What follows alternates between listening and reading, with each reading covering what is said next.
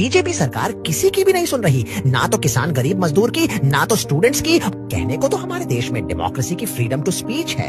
दरअसल में इस बीजेपी के शासन में सब झूठा साबित होते जा रहा है। हाल ही में हो रहे अलीगढ़ का ब्लैक कोट मार्च वकीलों द्वारा सरकार के खिलाफ एक सशक्त विरोध प्रदर्शन था। इस मार्च में वकीलों ने काले कोट पहनकर सड़कों पर उतरते हुए न्याय व्यवस्था में हो रही अनियमितताओं और सरकार की नीतियों पर आपत्ति जताई। उनका कहना था कि सरकार द्वारा लिए गए कुछ फैसले संविधान की भावना और जनता के अधिकारों के खिलाफ हैं। मार्च के दौरान वकीलों ने नारेबाजी की, शांतिपूर्ण रैली निकाली और प्रशासन से अपनी मांगों पर गंभीरता से विचार करने की अपील की। यह आंदोलन न सिर्फ वकीलों के हक की लड़ाई थी, बल्कि आम नागरिकों के न्याय पाने के अधिकार की रक्षा के लिए भी था। लेकिन हुआ क्या? सारे आंदोलनकर्ताओं पे लाठी बरसाया गया, लेकिन फिर भी आंदोलन जारी है। अलीगढ़ में हुए इस ब्लैक कोट मार्च ने यह संदेश दिया कि जब तक अन्याय होगा, तब तक कानून के रखवाले चुप नहीं बैठेंगे।